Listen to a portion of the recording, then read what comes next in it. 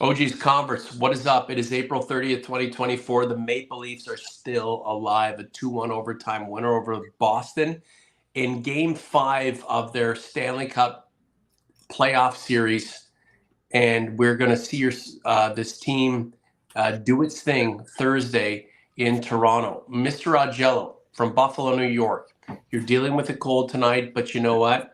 You're pounding through to join us and give us your omniscient thoughts on the Maple Leafs and everything that's going on with this team. You know, you talked about Joseph Woll and wanting to see him get a start, not come in relief, but get a start and make a difference and an impact. And I'll tell you what, in game 5 of this series, he did that and more. It's not like he saw a ton of rubber, but the rubber he saw, he kept out of the net. The Leafs win this thing in 2-1 in overtime. They're going to Toronto for game 6. They're still alive. Good evening, sir. Good evening, Norm. Well, I mean, and we'll go back to where this team was in late November and early December. Joseph Woll stole the number 1 job away from Ilya Samsonov because Ilya Samsonov had been at that point sort of mediocre. The broken psyche didn't happen until sort of after Woll got hurt on December the 7th in Ottawa. So, I grant, I had to grant that, Samsonov, after coming back, and, from that self-imposed, well, actually they waived him, and played pretty well down the stretch. And when Woll came back,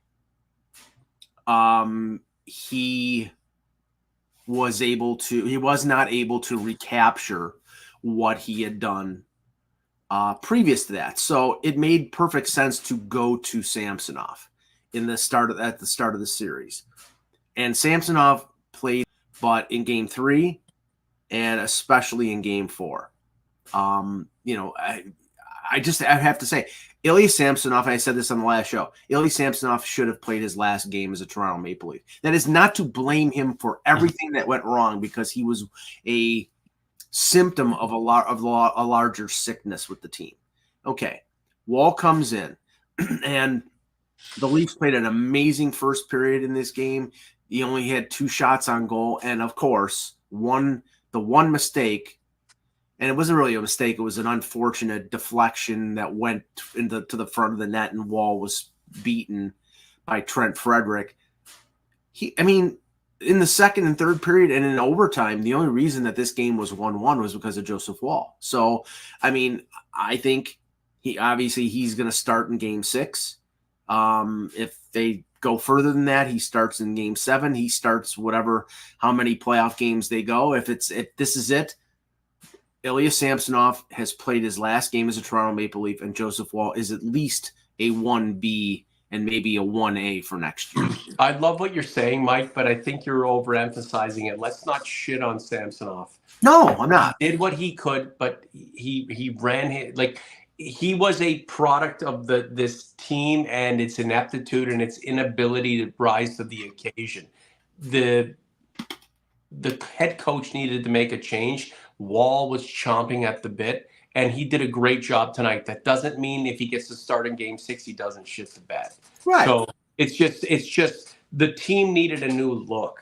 So you made the point, and I grant you this. You're not blaming Samsonov. It's just the aesthetic.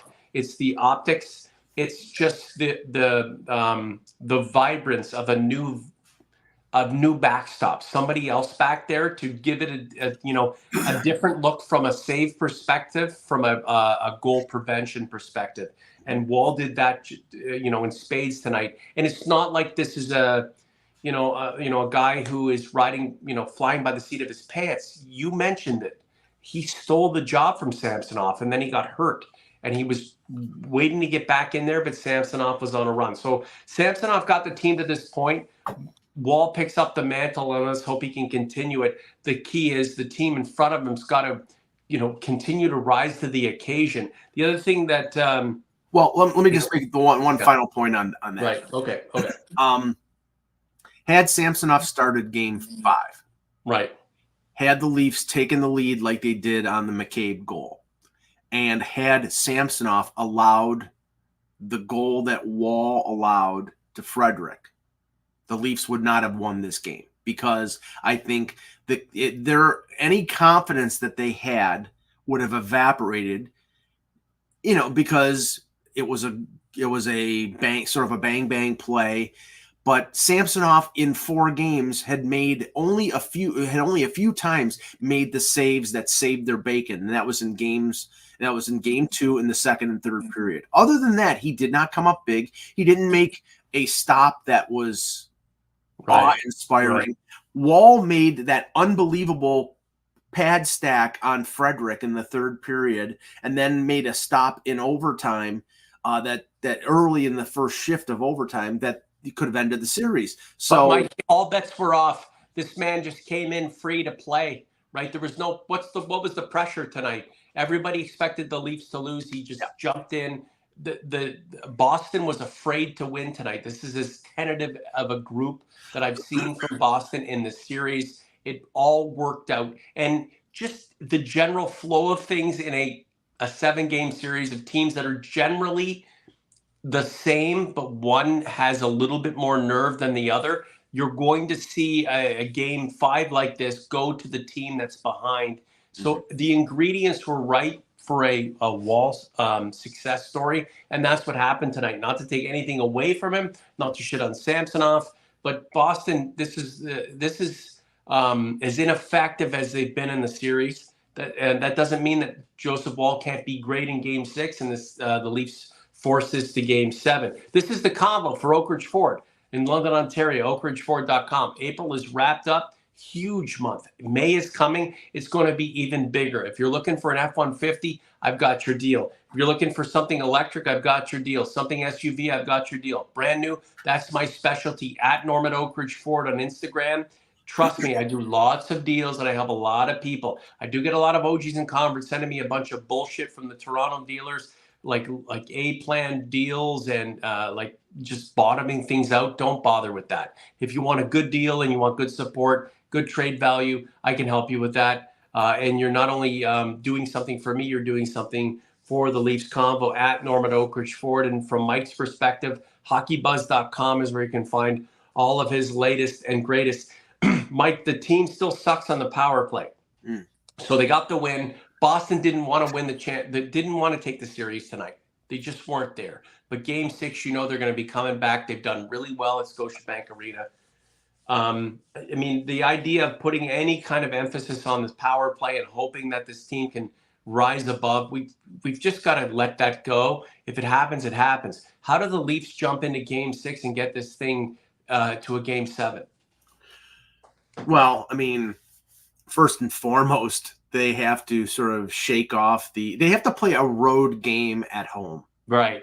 Okay. And that's the problem. And I don't think it's like they're playing to showboat at home, but there just seems to be no advantage for this team to play at Scotiabank Arena, and it's not because of the fans or the sound or whatever. That's all bull crap.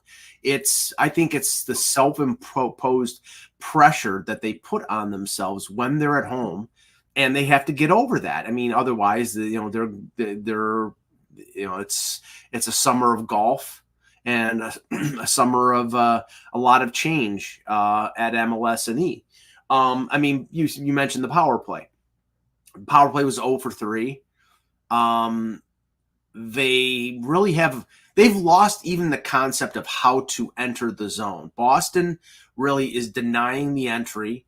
The drop pass doesn't work any longer. They've tried, don't go up the middle, tried going down the side. They've tried passing it to the half wall. Nothing seems to be working against Boston, right. and Toronto is not a dump and chase type of team. And you can't do you dump and chase during the power play. You're relinquishing control, and they want to maintain control of the puck. So right now they have no answers for the power play, and they had 3 opportunities tonight, and I don't remember one really good stretch where they maintained control and had good opportunities. So it's a big issue for this team. I think they said 2 for 25, their last 25 on the power play. That's abysmal. Yeah, but one power play goal in this series, and that's not going to get it done. Can you imagine if they scored 3 or 4 or 5 power play goals, where we'd be at in this series? It's just not professional. It really is not professional. But it's not. It's not up to their standards, Norm. Because I mean, this was a team that up until the end of February had, I think it was the 3rd rated power play in the NHL. Since then, they've been dead last. Something, either some team discovered, okay, this is the secret sauce to the Toronto power play, and then everybody mimicked it. Right. Or something. I don't know. I mean, it seemed to coincide with the Marner injury, and now that he's back, they just don't seem fluid when it comes to the power play. Well, that could be death to this team. Yeah, you've got to be determined, right? When you're up an extra man, you've got to be determined and you've got to be efficient. I don't know why you're so methodical. Just go in and get it done. They're very tentative, and it's costing them, right? Like the fact they've scored 1 power play goal over how many chances? 15, 16 chances in the series?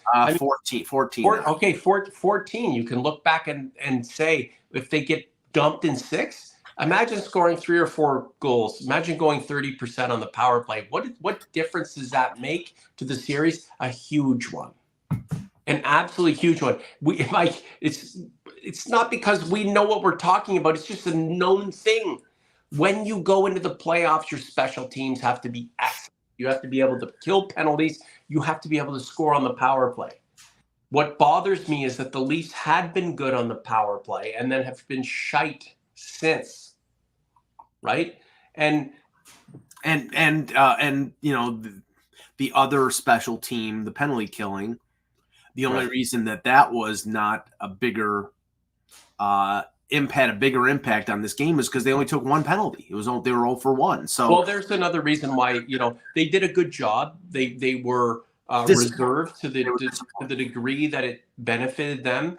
In the last 4 games, they have been very aggressive. And as a person, as somebody who can get psyched up, that's me, you, anybody else. I don't blame them for taking penalties, right? You want to show your dominance. You want to show that you're engaged. It just came back to bite them. They were a little more reserved tonight, but playing against a more reserved Boston team, trying to finish this thing off at home, I can guarantee you that they're going to be a much different squad, Boston, in Toronto on Thursday. So the Leafs are going to have to be able to fend that off and play that reserve game, but still be assertive enough and try to, get some magic from Joseph Woll and maybe a little bit more from William Nylander and Mitch Marner. And who knows if Austin Matthews is going to play in that game. OG's Converse, like the content, subscribe to the channel.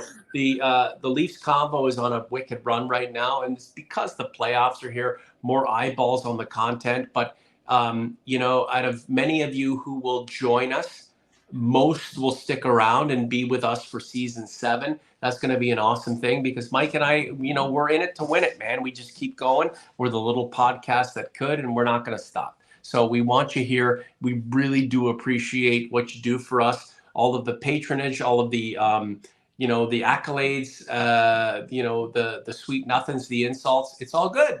We appreciate it very much because we all want the same thing, and that's for the Maple Leafs to succeed.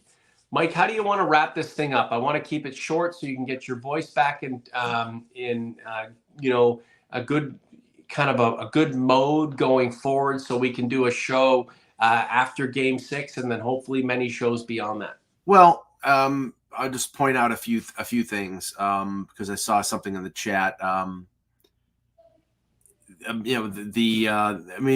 Max Domi had a really good game. He was 12-2 in the face-off circle, which is uncharacteristic. He's never had a history of being a great face-off guy, but he was really good tonight.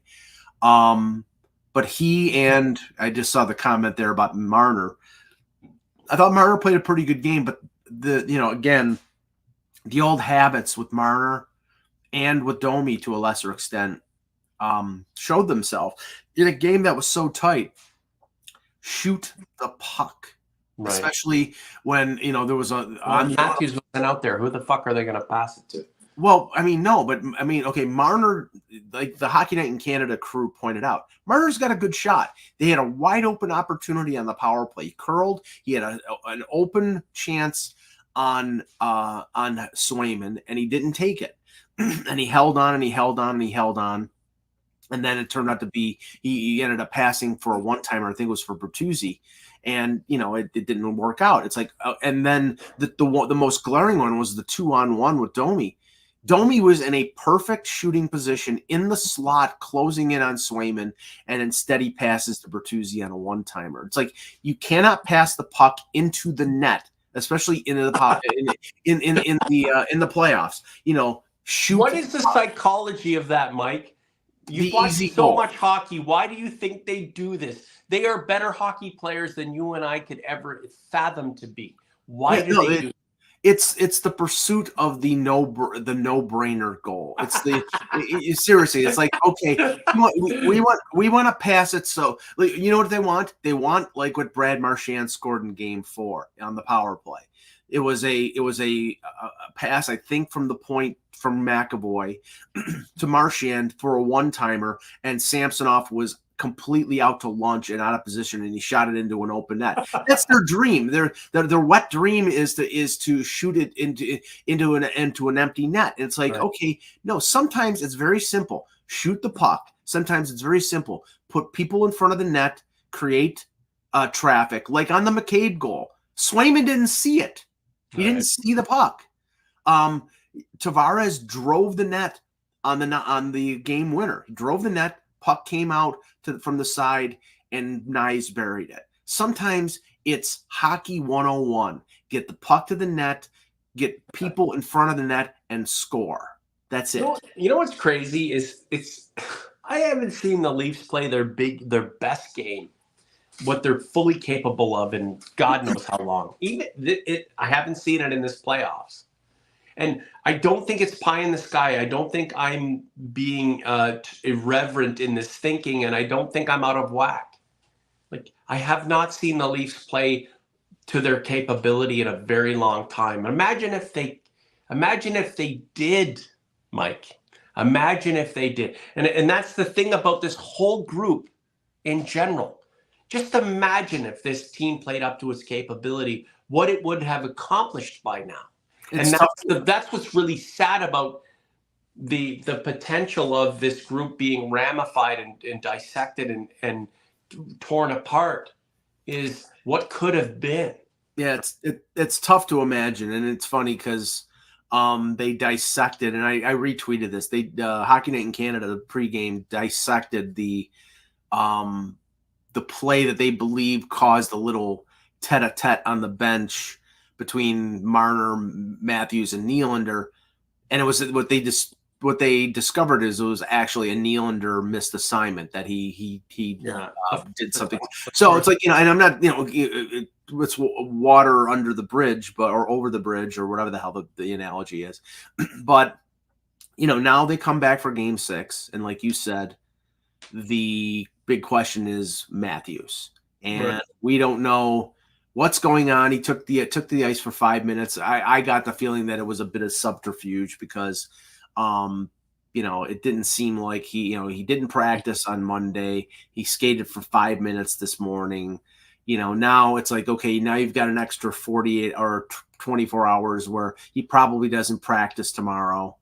And then maybe he skates on Thursday. They'll keep the threat alive of him, but whether he actually plays, for the first time, Elliot Friedman reported, and I think Emily Kaplan from ESPN reported that they think that this is now no longer just the illness, that there's something else going on, whether it's injury, whether it's something ancillary to the illness.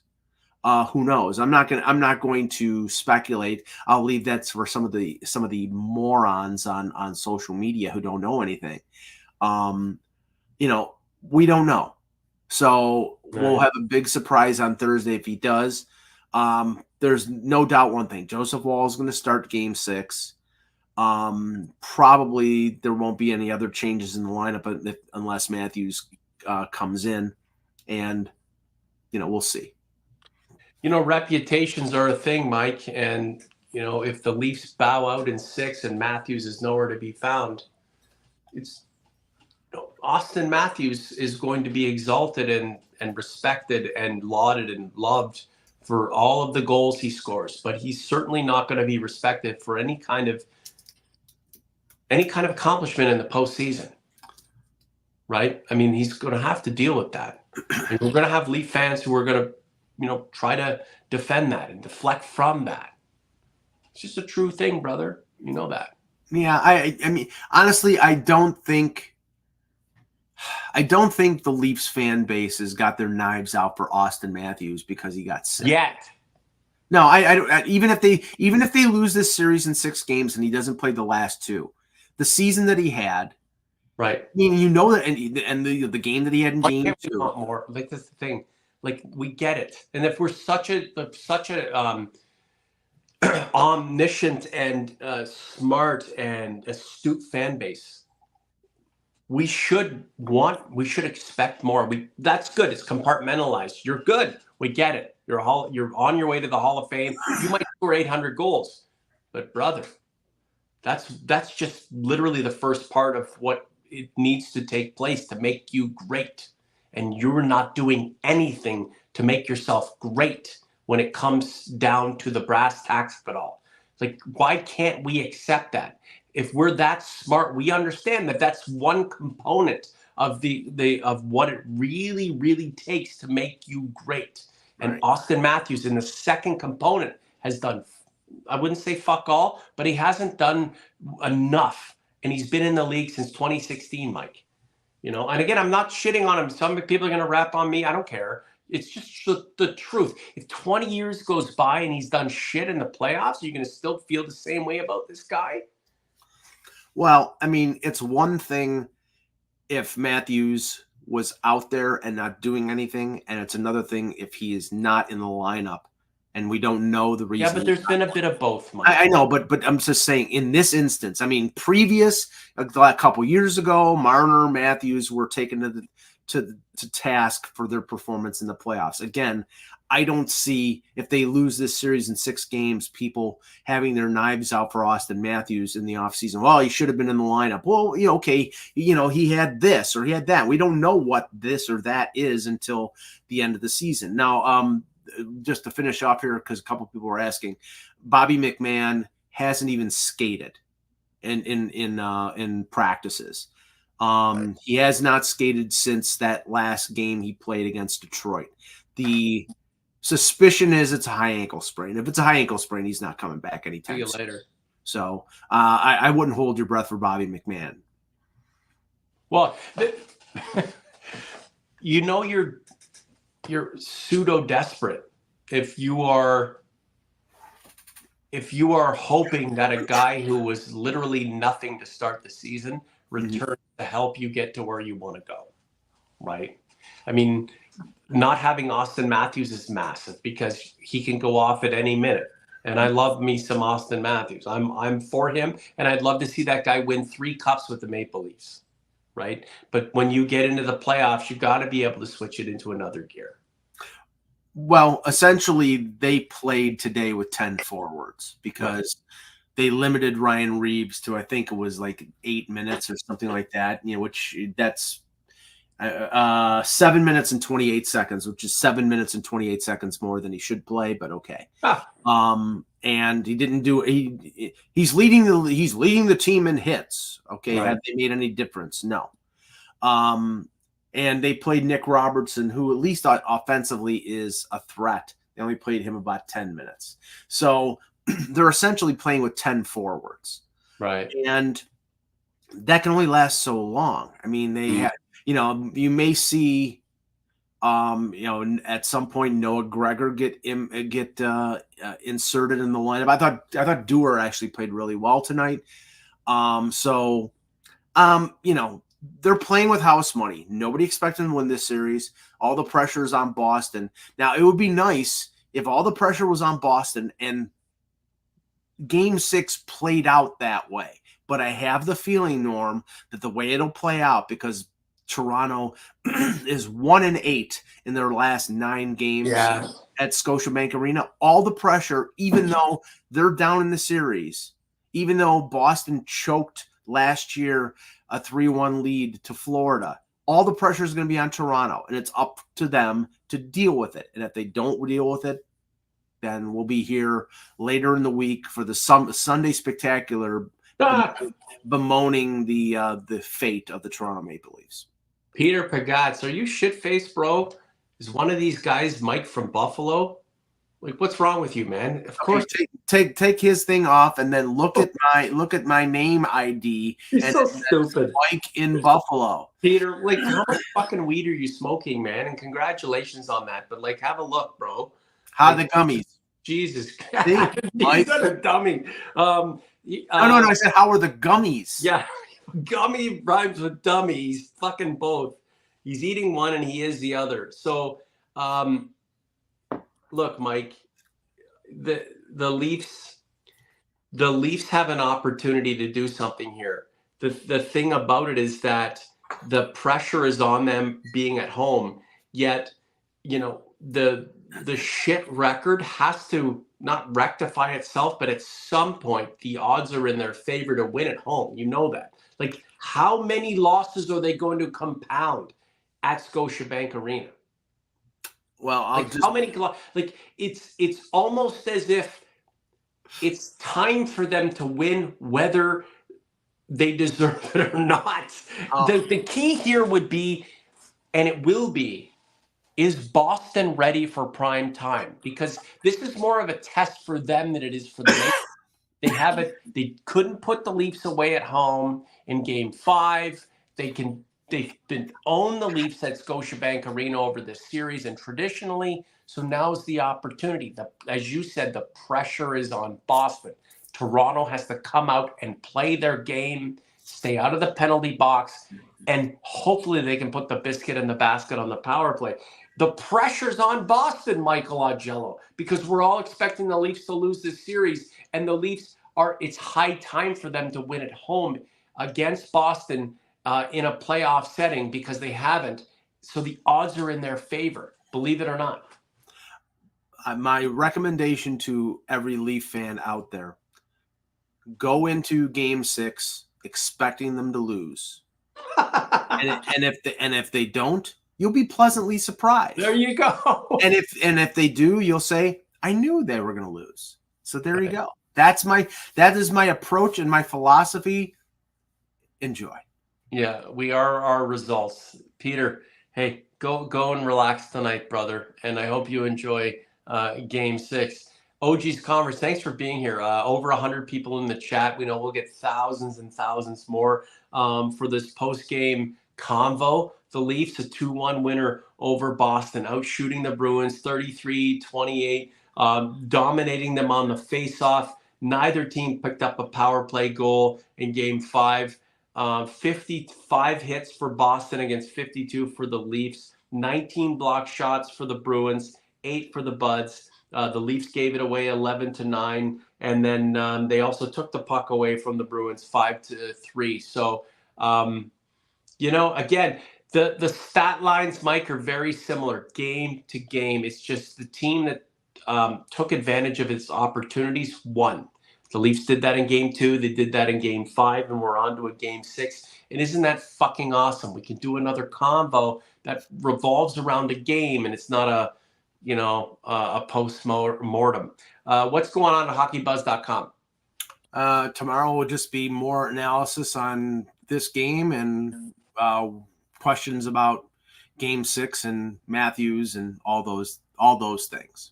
Awesome. Again, another plug for Oak Ridge Ford. Thanks, Mark Stevens, for the support. Another big month for the dealership in April. May is going to be even bigger. OG's Conference, I'm telling you, at Norman Oak Ridge Ford or norman.james@oakridgeford.com. Any questions about anything you're trying to do related to vehicles, I'm going to help you out. If you want me to sell you one, I can certainly do that. And you will get a rock bottom deal, better than your local dealership. And when you do that,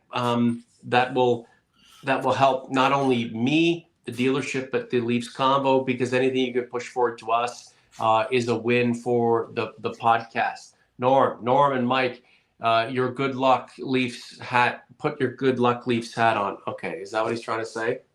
There you go. The crazy thing is, Mike, I get so many comments about the brim, OG's Converse. You got to understand, I bought this in 2019, and I'm trying to keep it as new as possible. My hats are not flat, but this one is. This is a relic. This is old school. I'm going to try to keep this as new as I can. That's why I don't tilt the brim. So, Mike, let's hopefully do a post game show on Thursday that is about a team that is pushing into a game 7 and not a team that's crying over spilt milk. You know what I'm saying?